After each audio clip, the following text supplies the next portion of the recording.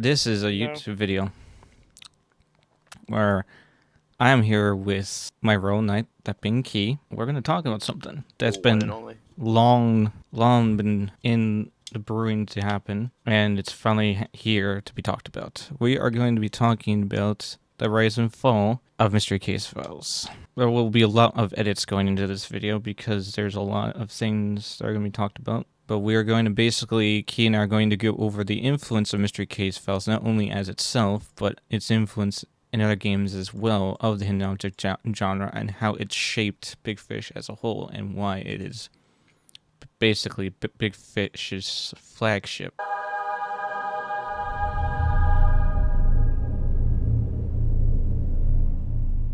We'll start at the beginning, where it all began. I'm gonna be honest, I have not played the original 3.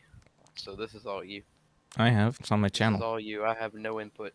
Huntsville came out in 2005. This was the very first mystery case file. Huntsville involved you looking for small objects and basically gaining your Master Detective badge. Huntsville is one of 4 of the hardest mystery case files games because A, it's the very first, and B, you're on a time limit. And given how this came out in the early ages of hidden objects and their games, time limits were a thing, but this would change in time. This being the first mystery case file, it set a tone of mystery, intrigue, and quite honestly, fascinating characters. With every whodunit character that we unmasked, you gained a little bit of story about said person until you eventually catch the person you're looking for. And as you do, you slowly gain your Mystery Case Files badge, which is the Master Detective badge. And with it having a 7 out of 10 on Steam, Key, and a 4.6 out of 5, that should tell you something about how good it was. And now, writing on the success of Huntsville is Prime Suspects. Prime Suspects came out in 2006. And with this being the sequel to the first, it also was timed. Nothing has changed except what you were looking for. You were looking for a diamond, because a diamond had been stolen, and you had to go through all the suspects. Also has a great story, and an amazing theme music. We love Mystery Case Files theme music, don't we, Key? Have it on my Dropbox and listen to it daily. Mm-hmm. That's the sign of a true fan right there. Prime Suspects has an 8 out of 10 on Steam, and also a whopping 4.5 of 9. A 5 on reviews, which means it too was very well received. And now we move on to the next one, which we all know and love. That being Ravenhearst. That's right, Key. Ravenhearst. This is where... Not much to say on Ravenhearst, because I haven't played it in so long. But I will say it was my second ever hidden object game I ever played. Mm-hmm. So it holds a great place in my heart. This is where Big Fish where Mystery Case Files and Big Fish Studios introduced the thing that Mystery Case Files is most well known for, and that is their lock system, which works back in this time unseen in other games and extremely creative. Had to look up YouTube. This also is where Mystery Case Files not only gets darker, but it also gets far more interesting with the story it tells of Ravenhearst. Ravenhearst tells the story of a girl named Emma. Emma lives in the the 1800s, during the Victorian era, I would say, correct? Yeah. And she meets a fella named Charles. And a whirlwind relationship happens, and slowly but surely, things get really bleak and very scary. You're going to be hearing a lot about Ravenhearst in this video because not only is it the best storyline, one of the best storylines of the Mystery Case Files series, unfortunately, as we go on, you're going to hear about how it went from being the best to being the most milked thing in the series. And how fast it happened as well. Yeah. It's very milked. Next, is Men of Fate. Men of Fate has one of the more unique themes of the Mystery Case Files series. Men of Fate also is a continuation of the Ravenhurst story. In this, Charles is trying to steal Men of Fate's crystal ball, if I remember correctly. But to do that, he has to unalive Miss Fate. And I believe he succeeds in doing that, right, Key? He succeeds in that? Yeah. And it was also during this time that the Mr. Case Files fandom was going through a storm, because one of the things people would talk about, and I'm sure Key knows about this, is people were debating on what gender the Master Detective actually was. Now, as you know, the running theme of Mr. Case Files is you be the detective. In other words, it doesn't matter. However, in the after credits scene of Men of Fate, a phone rings. Hello, this is the Queen. Yes, seriously. Ah, Master Detective, I have been desperately trying to reach you. My sources have reported that something most dreadful was missed when you pieced together the last pages of Emma's diary at Ravenhurst Manor. You must return there at once. I fear Emma was not the only spirit freed from that awful place. You may have also unleashed the vengeful soul of her murderer, Charles. Your Majesty, I know. I always thought it was just like I always pictured him in like a trench coat with black gloves and like black pants Yeah, I and know. a hat. I know. I never thought they'd have a face. No, that's not. They never do. The detective never Well, I does. meant like an identity, like a voice. Like I just thought they were nothing, and it was supposed to be you. Yeah. The only time the detective ever has a voice, by the way, is in one game and one game alone. We'll get to that game.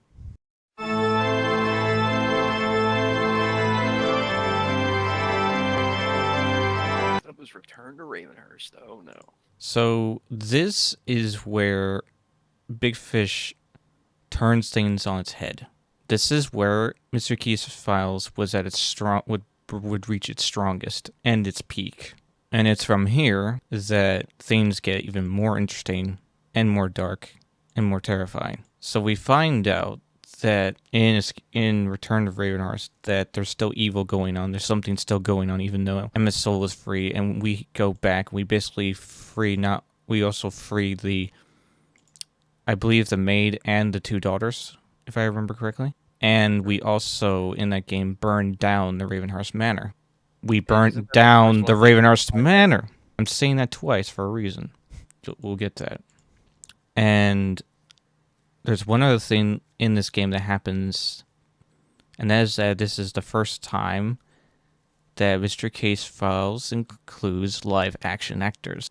And this is what separated Mr. Case Files from the rest of the hidden object genre. Was we had live action actors, realistic looking scenes, fantastic music, and the ambience was just so good.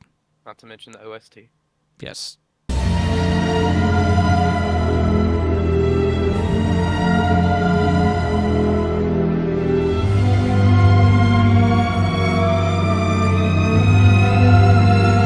And now we move on to the game I played when I first started Mystery Case Files, and that is Dire Grove. Dire Grove is not only one of the best Mystery Case Files, not the best of the best. We'll get to that one, but it is the best for many reasons. I played Dire Grove actually on this channel recently on the stream. People were there. People watched it. People saw the enthusiasm I had. The story in that game is just so good. The puzzles, brilliant. The music, so good. The ambience, you literally feel like you're there. And this was also when Mystery Case Files introduced morphing objects, and they're the ones who started it. And it's from Dire Grove on that not only do we see morphing objects in Mystery Case Files games, But everywhere else, too, began to have morphing objects. You couldn't play a hidden object game without seeing them. They were everywhere. Everyone saw the morphing objects and they picked it up and ran with it, too, because it was a big thing. So in Dargrove, you basically are, driving through a snowstorm.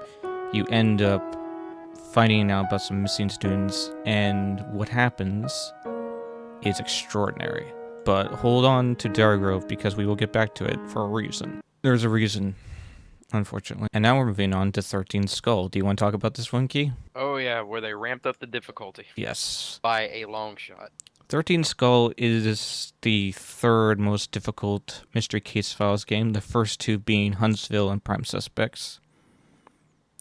And Ravenhurst, I believe, is pretty difficult. Finally switched to like American roots with the whole Louisiana aspect of it, which I think is really great. This Mystery Case Files has my most favorite Mystery Case Files theme of all Mystery Case Files. It just rocks, if you catch my drift. It's like a mix of like Mystery Case Files and Ravenhurst and 13 Skull immediately. So in this, you go to Louisiana, you find out about a missing fella and a pirate treasure, and the way you're led in the game is just absolute. I mean, if you're someone like me who's played the game enough to notice the telltale signs, you wouldn't notice unless you play the game a few times. But when you're playing the game for the first time, you won't notice the signs. You are led in this game to find the pirate treasure. It's just the way people say things. It makes it very interesting. It was around this time that Big Fish was really ramping things up, as Keith said. The difficulty was being ramped up. The music was amazing. The acting was fantastic. And the scenes were crisp and just wonderful to look at. And again, you felt like you were there. But Mystery Case Files wasn't done yet, because then we get into its peak, to the greatest one ever made. And that being Escape from Ravenhurst. Go ahead, Key. You have the floor. Oh, what to say about this one? Everything about it is beautiful. The atmosphere, the whole switching from hidden objects to morphing objects. My personal favorite thing is the way the detective talks in this game. They're very upspoken. They're very intelligent when they speak, and I don't think they've ever really done that in the other ones until this one. And they keep up with the live action as they should have, but eventually we'll get to that they stopped. You go to the broken down manor, but the best part about it to me is the whole trapped underground. I love stuff like that, and that's why it's my favorite in the series. This was the first Mystery Case Files to have an 18+ rating. I was there when it happened. This was also the first Mystery Case Files that people try to get canceled because of certain things that happened in the game. People were freaking out. People were saying, "My kids can't play this," and all this other mess. There was I can't find it now, but there was even a petition page saying take down Escape from Ravenhurst, and insert this many people signed it.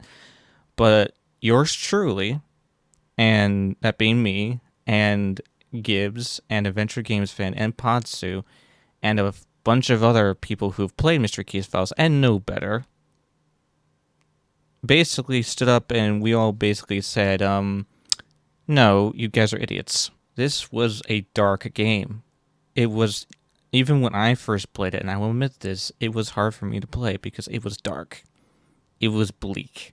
It was terrifying. And I loved it. I remember having such a huge grin on my face as I played through it. I remember not being able to sleep at night because my brain was like going crazy thinking about it. Like every step you took, every scene, every sound, you could practically smell the air.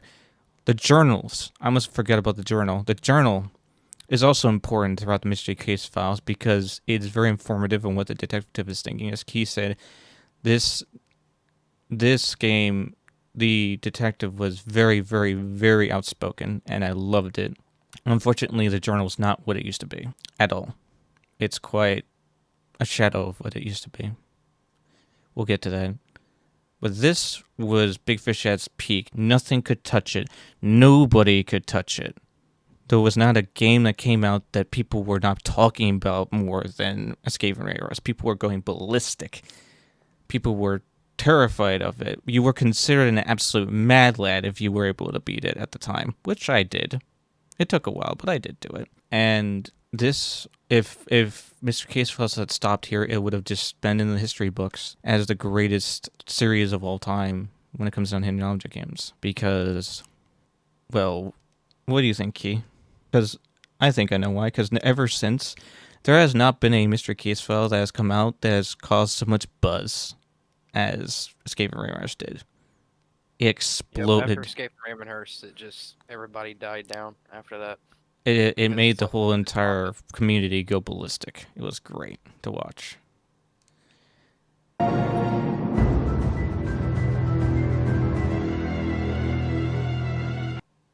And then we have Shadow Lake, and this is where the slippery slope begins. Now, with I never played Shadow Lake when it came out. I watched your Gibbs play it because I couldn't get it at the time. Shadow Lake had potential. Let me get that out of the way. It had potential. There were moments in the game where you could see the creativity and the ambition in it. What swamped Shadow Lake and Key, you already know who did. You can say it. I'm gonna go with the fact that Big Fish is the last game, and so they brought in the live action actors that kind of ruined it. That's for me at least. Yes, but it was one of them who officially ruined it.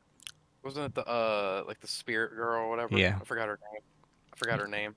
I know who you're talking about. Yeah. She She turned it into a she was the joke. worst part of it. I couldn't stand this whole the spirits are talking now. Let's hold up pictures onto the screen and find them.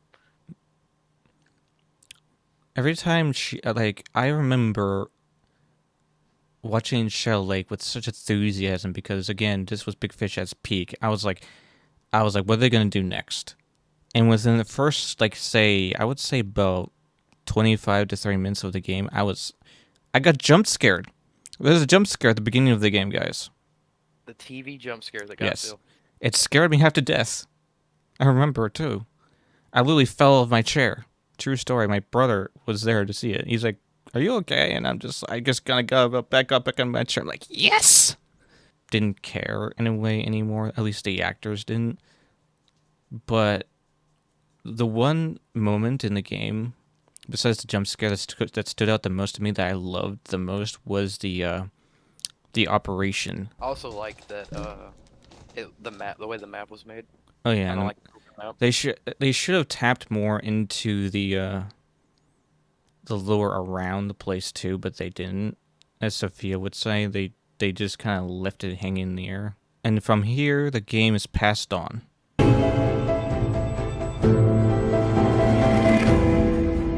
We now reach the era of Elephant Games. Fate's Carnival. Elephant Games made, what, 2 games, if I remember correctly, Key? Yeah, they made 2, and then And then, took over. yeah. So the first one they made was Face Carnival. Now, the strength that Mr. Case Files has that not many other hidden object games ever had was the fact that it usually took a year to come out, or sometimes less than a year, depending on the hidden object, depending on what and when. Now, it was good of Elephant Games to wait until people had basically forgotten about Shadow Lake, because it left out bad taste in a lot of people's mouths, including mine. But then they put out Fate's Carnival, and Fate's Carnival was good. It was great. It had a few problems here and there, but I did enjoy the cat and spoiling it. That was fun. And I did enjoy saving the crew members of Fate's Carnival. That was fun too. It was not a terrible game. But again, it had its problems, but they were excusable because the story was good. What do you think, Key? I thought it was pretty good. I got to the end and never beat it, but I remember most of it, and I thought that the story was good for Elephant Games' first attempt in making Mystery Case Files game. Yeah, I yeah, feel like they did what they could, but it just didn't live up to the originals.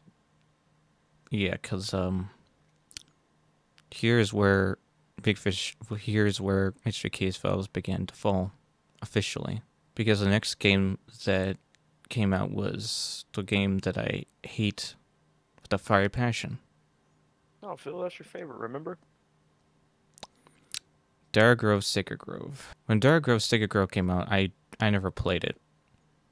I watched people play it, but I never played it myself. I actually played it on stream with Key's Request like a few years back, and I was just not happy the whole time.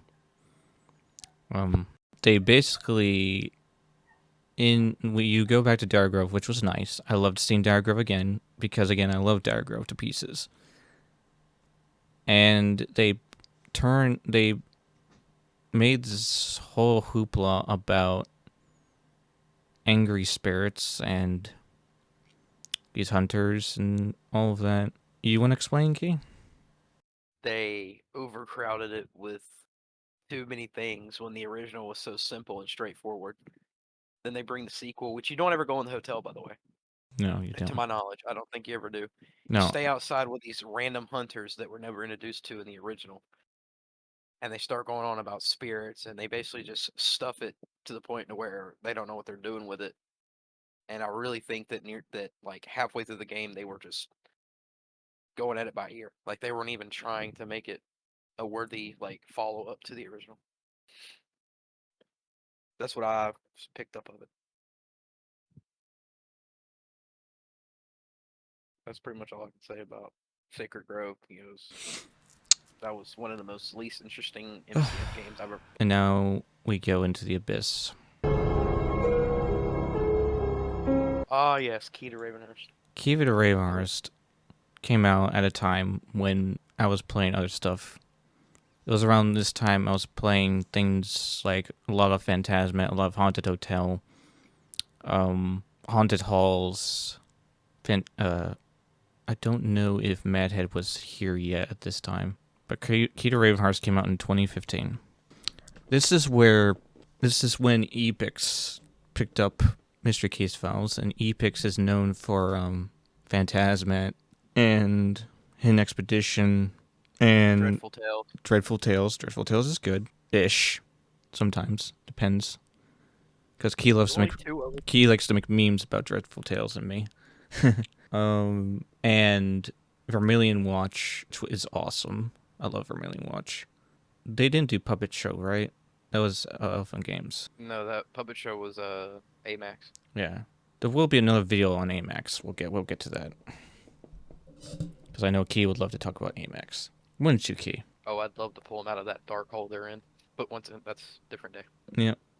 So in this game,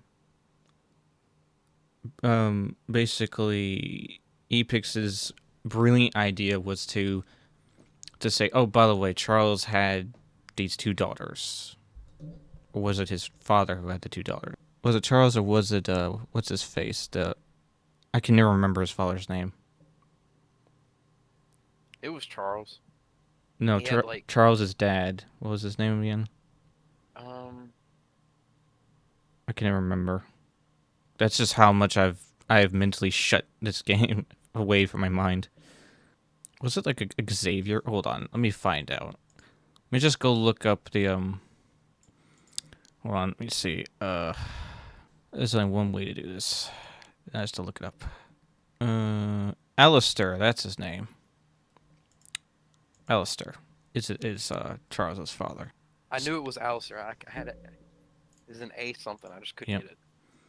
So according to this review of Key to Ravenhurst, this person says that it was a triumphant return and it did hit the top charts of Bigfishgames. It did. People went nuts over it. Unfortunately, the older generation, that being me, people who love the originals to pieces and guard them like my life depends on it, I was not happy, and nor were the people who played the originals, because the daughters of Charles or Alistair were never mentioned in the original Ravenhearts games, for one.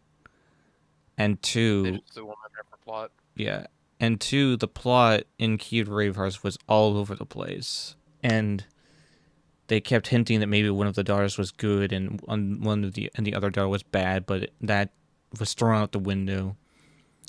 And I believe it was also this game. I think at one point in this game, they tried to slip in a live action actress to play one of the daughters during a security camera scene. And I remember getting excited for a second that maybe they were going to revive that, but they never did that. So Key to Ravenhearts and Ravenhearts Unlocked came out a month back to back between each other. And I remember this happening. I remember being scared. Because you don't do that. They chugged out Ravenhearts Unlocked, and it was probably the messiest game Eipix did. Because it made no sense, right, Key? It didn't make a lot of sense. At all. Yeah. It was very messy. All they throw things in there and thought, oh, well, they'll understand because they played the original, but had nothing to do with the originals. Yeah. The original trilogy. So basically, I chose to disown these two games. I never wanted to acknowledge them, never wanted to see them again. And I said in my video, and I remember saying it too, that I basically told Big Fish, do not do this. Do not put out Mystery Case files back to back, because when you do that, Mystery Case files will lose the best strength it's got, which is making people wait. Because when you make someone wait for something, the desire to see what comes up becomes larger. But when you put out something back to back, it means people are going to expect the rest of them to come out back to back, and that's going to harm the series as a whole. But they finally put out probably one of their best. And it was very unexpected. So Eipix went quiet on Mystery Case files for a bit. We had other games from them, but there was nothing. It went quiet. And then one of the best ones Eipix has done. Now, Eipix has done, 5 good ones, Key? 5, right? If I remember correctly, 5 good ones? Oh, yeah. Okay. At least. And that's saying something compared to a certain other studio. We'll get to that. But they put up Broken Hour. And Broken Hour, in my opinion, was amazing. Besides there being only one game-breaking glitch in the entire game that I ran into, where if you don't get a certain thing before you go up a certain ladder, because the ladder falls behind you when you go up to somewhere, and you can't go back. If you don't get a certain object before you go up there, you're basically stuck and have to restart the whole entire game to get that object, which I thought was stupid. This was where, for a brief moment, Mystery Case Files began to have hope again. Because with Broken Hour became my favorite from Eipix that I loved to pieces, because this is also when Eipix started harping on our nostalgia, and they did this for a few games. And at first it was nice. I'll say that now. It was very nice. It was kind of refreshing in a way. It felt like I was getting a free massage. It felt very relieving. And that is Black Veil. Black Veil, again, I mentioned Grove because Allison Sterling shows up in this game, which was nice. It was nice to see her. And this is also the game where you meet death, or a version of death, in the form of a mummified figure in a veil. It was it was mummified, Key, right? I'm pretty sure. No bandages and all of that. It was a beautiful game. There was this bad guy. He was trying to make death work for him. Death said, "Nah, man," and killed him instead. But Death didn't kill us because we had, in its words, an interesting soul. And we got to relive Grove, which I loved. I was crying. internally when I saw Diagrove again after so long. Key got to see Ravenhurst, didn't you, Key? Oh yeah. That excited him. And yep, both of us were disappointed in the end. Yeah. Because the next game is the first of I think 3 that made no sense at all. So it was at this point that I began to have hope again. People were excited. I sure was. And then Eipix put out Mystery Case Files Revenant's Hunt. And this is where it got weird. Revenant's That I've Hunt. never played, actually. Disclaimer. Yeah, I'll do the talking. Revenant's Hunt was very weird. It didn't feel like a Mystery Case Files. In Sophia's words, it felt more like a Fear for Sale game. Basically, this fella dies, and because he didn't like the way he died, he comes back and basically starts unaliving people that were around to witness his death. And we end up stopping him. It was a very weird Mystery Case Files game. This is also around the time when the journal starts to become obsolete. When it becomes more of just reminding you of what's happened and stuff instead of the detective's actual thoughts. So around here is when things began to go downhill, at least for the journal. Although Eipix did make a few more good ones after this. The next one was actually one of my other favorites, and that is Rewind. Rewind was originally going to be called Dalmar's Hotel, Key. Yeah. They were trying to make it more like a classic, but I think they did an okay job with it. I loved it. I loved the art style in that game. They even brought back what's his face? Is it Charles's son? Yeah. The old man. Victor. Yeah. Victor. That's it. And I was okay with that. I was okay that Victor showed up.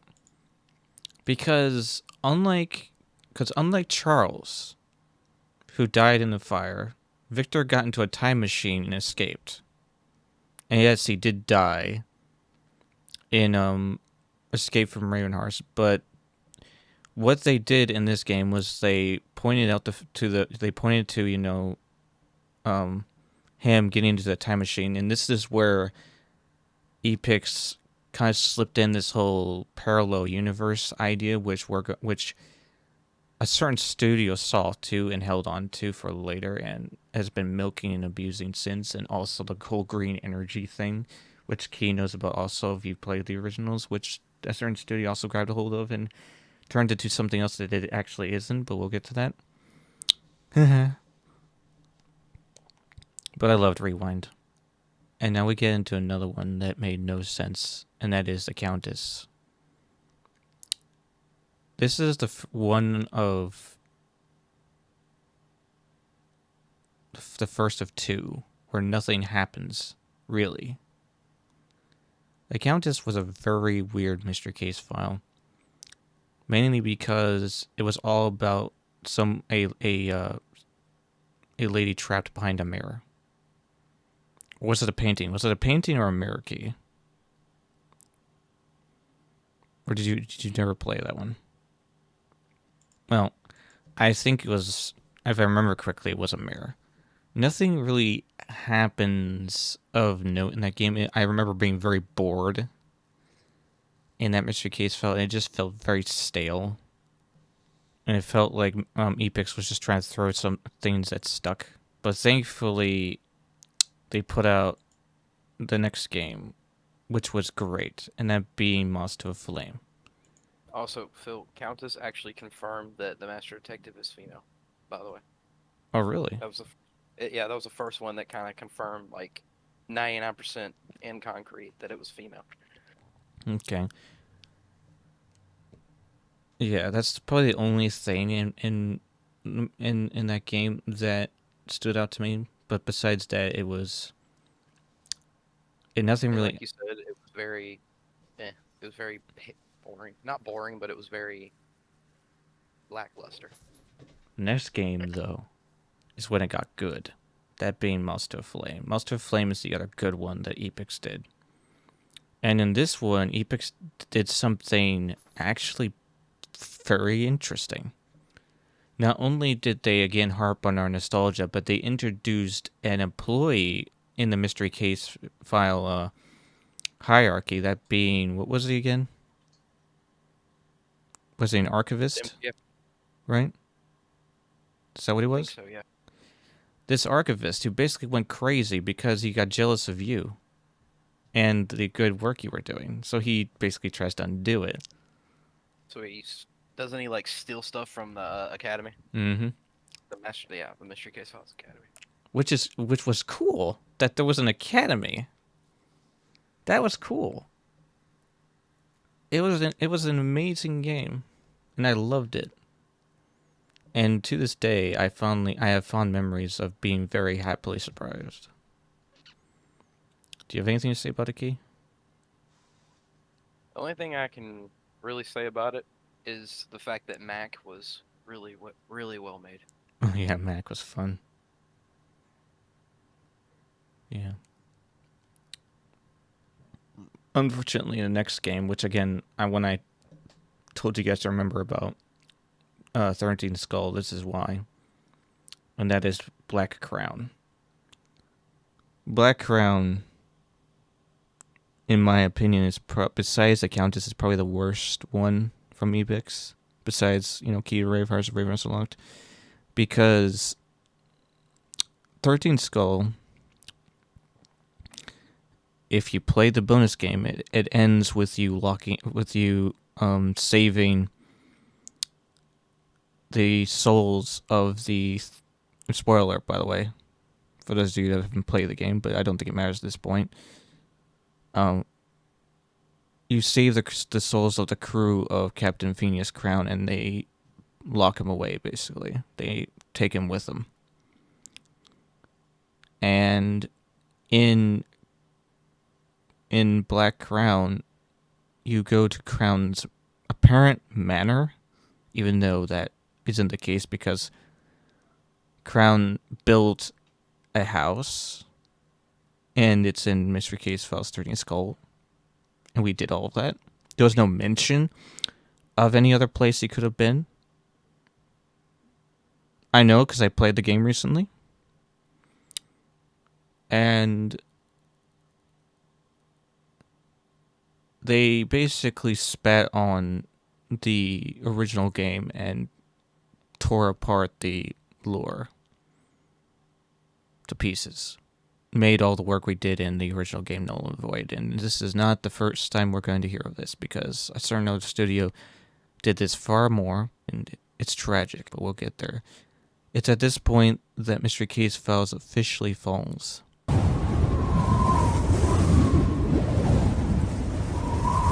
As we get into the next game, which also made no sense, and that being The Harbinger. This game is about some people escaping death and death getting upset and going after them.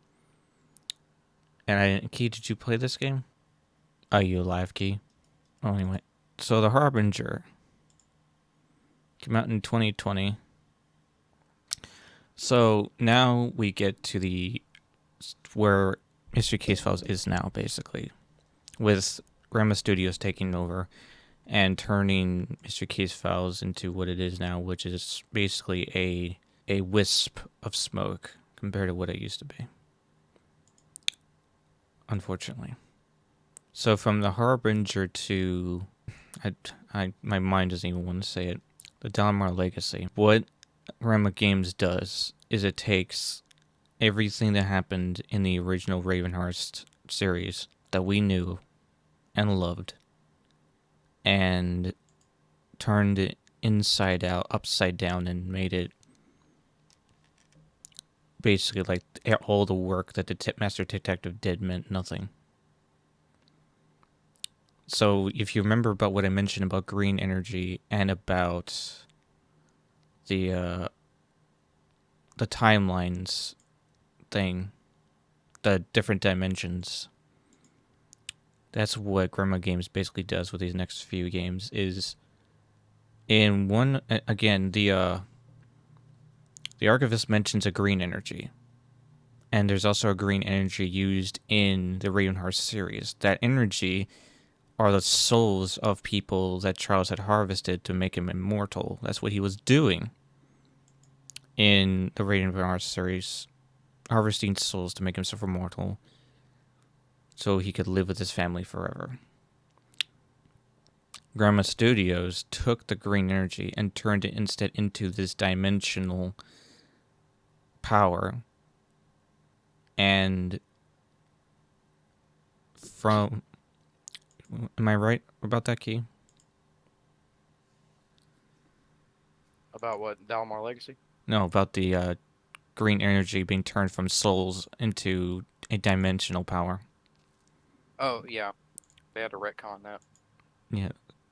So again, the Harbinger made no sense. I'm sorry. Yeah, it was very weird. They harped on nostalgia. Grandma Games harped on nostalgia into Crossfade also, where they treaded into the Ravenheart's legacy and messed with that timeline, and from here they wouldn't stop. They would keep doing so. Not only did they tread on the Dalamar legacy and everything that was built up in the original games, but they also treaded into the next game, that being Last Resort. We'll get to Last Resort. Let's talk about Pendleton Tower, the game that I don't want to acknowledge because nothing happens in it at all. At all. Nothing happens. I remember playing Pendleton Tower. I remember feeling a lot of pain. I was excited about it first, I'll be honest. I actually was hyped for it because when I first played the demo version of it, it looked great. When I played the full game, nothing happened. Literally nothing happens in it. You go there, you meet a reporter, you stop some spirits, that's it. Pendle Tower. What a boring... There's no story at all. They just revamp current knowledge, like you mentioned. Like, there's nothing entertaining about it at all. There's nothing new. There's no what-if factor going on in it. So, all I can say is very boring game, and I never beat it. It was that boring. So, I also have you That's guys the only one know I'll that fall for. from Crossfade to present time, there has not been a Mr. Case Files main theme. And Key can second this, can't you? Giving up is a huge factor. Last Resort is Premise Studios reaching into Dire Grove, taking the plot of Dire Grove, and basically with you just using different characters, a different art style, but it's the same thing. I literally did a video on it, showing the similarities between the two, and if you know what you're looking for, you'll find it. It hurt me, and I'm sure it hurt Key too watching. It hurt me playing the beta that came out. Like, they were trying to make Dire Grove, but failed.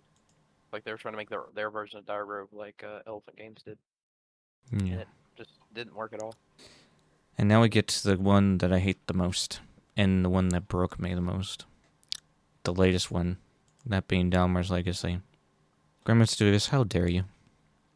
Not only around this time these games are made, as you all know, there's a war going on in real life in Russia. You'll know about that. These studios are in those regions. I understand that. I get that. And they had to do a lot of improvisation to make things happen. I get that. I understand that. I'm not upset about that. It's horrible what's going on with all of that. These poor artists and these poor story writers are just trying to do their best. And even they know that the stuff they're hashing out was not fantastic at all. And yet, here we are with Dalamar Legacy. And not only is it, people are praising this game. Calling it the best Mystery Case Files to date. Calling it just as good as the original. Which is not the case. If anyone knew what the originals were. you had, and what I call this game is Grandma Studio's version of Escape from Ravenhurst, because that's basically what it is.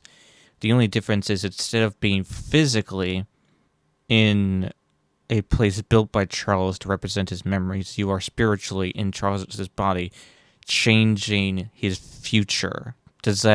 So basically making everything we did in the original games of null and void and of no consequence. And not only that, but taking the soul energy and turning it into some kind of time, space, Thanos snapping thing, and saying that the robot poisoned Emma instead of Charles, even though we have concrete proof via a journal that says otherwise. Probably the one I hate the most is probably Dalmar Legacy, just because they're trying to retcon the original 3 Ravenhurst games. Honestly, they're trying to retcon all of them. Well, that too. And it just, I don't know why they would want to do that. It's basically a middle finger to the fans, if you ask me. Did you see the response that I think I gave you it, that my studios gave when people were asking? Do you remember? I do not recall it, no. I'll put the post here on screen so you guys can see it. I'll have to get it from Sophia, but there were questions people were asking, and one of them was, Charles, the Dahmers are supposed to be dead, and in response, Grandma Studio said, "Oh yeah, they're very much alive, and they will never die." And that's where we are now. I have sat here for I don't know how many years, harping and begging Eipix to go back to the originals and do it correctly. They did their best. They have 5 games. 5 games that I love very much. But what I don't respect is a horrible story. And this isn't working. Mystery Case Files is just ashes now. I'm kind of hoping Grandma Studios let you watching this video. I don't think you are, but if you are, if there's one thing you could do us all a favor and stop it with the Dalmar Legacy. Leave it alone. Let it die. Make your own thing. Do something new. Because the Dalmars died in Escape from Ravenhurst. They're gone. Just have the detective go somewhere that has nothing to do with Ravenhurst, that has nothing to do with Diregrove. Give us back the journal. Give us back live action actors if possible. Give us back the main theme to Mystery Case Files. And I will shut my mouth and stop talking. And also Eipix, since I've mentioned you. When's the next Phantasmat? We haven't seen one since 2019. Oh, and Where are you at? and Eipix Studio. If you're listening, which I don't know if you are, but if any of you could pass a letter on to Eipix. We want a Haunted Halls 5, don't we, Key? More than anything. Or at least a remaster of the original 3. If you can, give the game back to the people who loved it the most. Big Fish Studios. Give it back to them. And don't take no for an answer either. If there's anyone who can save Mr. Case Files, it's Adrian Woods.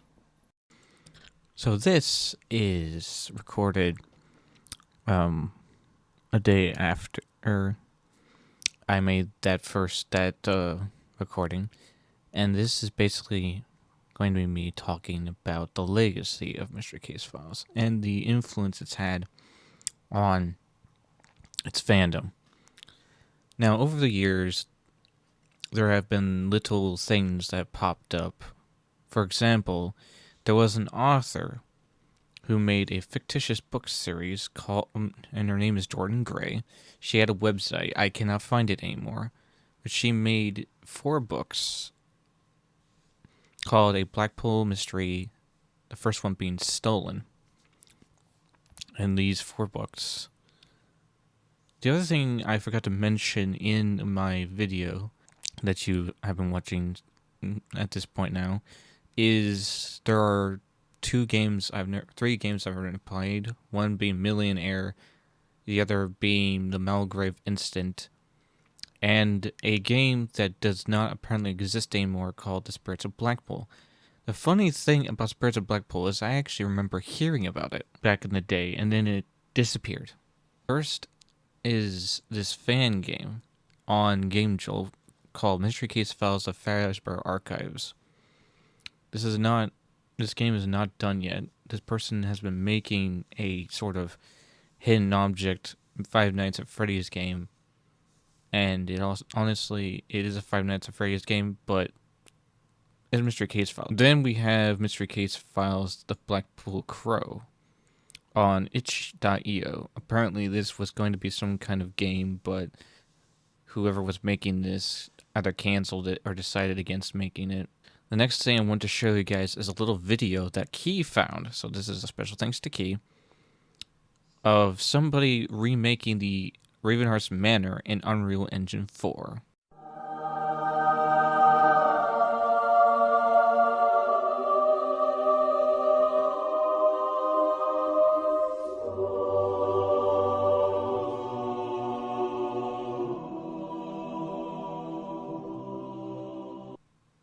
My mind blew at this. This is probably the closest we'll ever get to a first-person shooter Mystery Case Files game. So where does that leave us now that you've come this far into the video? Where does that leave you? Well, it shows you, one, how passionate I am about hidden object games, especially about Mystery Case Files, and two, it shows you how much Mystery Case Files has deteriorated over the years. Now, people are going to agree with me. People are going to disagree with me. That's the point of this video, is it's to get people talking. I'm aware that there are people that are going to disagree with me, and I'm going to say, fair enough. You can disagree. You don't have to agree with me. I am simply a Mad Hatter who has played all these games over and over again, and love them to pieces, and wants better. That's basically it. So, with that said, this video has gone on for quite long enough. I think there's a lot of work that's being put into this video as I'm talking. I'm not even done editing yet. I just finished editing like all of the talking bits, and now I have to put in all of the thumbnail pictures, and it's just so exhausting. So, enjoy the video. And if you want more of this kind of thing, subscribe, because there's always room for more. And I do love Gary's mod exploration videos in VR now, because it's fun. So enjoy that. I'll see ya.